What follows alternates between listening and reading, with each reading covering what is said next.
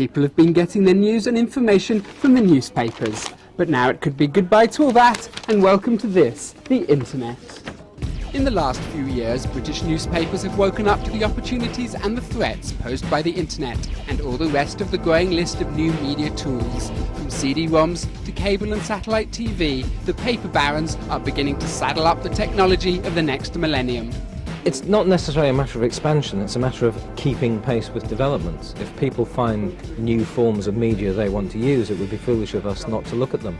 Those in charge of filling the electronic newsstands of the internet, however, are the first to point out that it's not a question of outmoding traditional newspapers. We don't just want to shovel all of the text from the paper onto the internet every day and let people read it. Frankly, we don't think that's the right model for what the audience wants at the moment. People who are using the internet want to be able to explore, they want to be able to get more interesting things than just read what they could otherwise read in the newspaper. Although the future is an uncertain one, websites like The Times are already receiving 30,000 readers. At the Evening Standard, the London local newspaper is able to enjoy a worldwide audience through the World Wide Web. Half the 2,000 daily visits to the Evening Standard sites are estimated to be from abroad. The question is, of course, how do we make any money out of it? There are probably a couple of thousand newspapers worldwide have got a presence on the internet. If I were guessing, I would say a very, very, very small proportion of those are making any money. While some fear that advertising revenue is weakened by the worldwide nature of the internet, others argue that it can benefit from being on the net. Sites can be localized and advertisers can target their audience accurately because sites are only visited by those interested in them.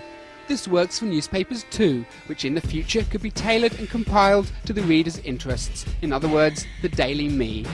Therefore, we become much more an information company, much more like a news service rather than a newspaper.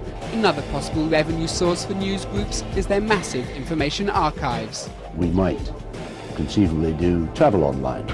We might do online cookery book using the Daily Mail's daily recipe or the Evening Standard's daily recipe. Meanwhile, the Daily Mail has just launched the Daily Mail Centenary CD-ROM, which perfectly illustrates the commercial potential of a newspaper's archives. It's a history of 100 years, it's all the major events of the 100 years, and it's surrounded by all the fun events like what's on at the theatre or the music hall or what were the great sports moments, to give a complete picture of the century. It is of use to researchers, without doubt. It's also very good fun. It's full of pictures and videos, it's full of games. So it's not just a research tool, it's an entertainment toy as well. But will the newspaper survive into the next century? Well, it survived other revolutionary news mediums like the radio and the TV, so it'll probably always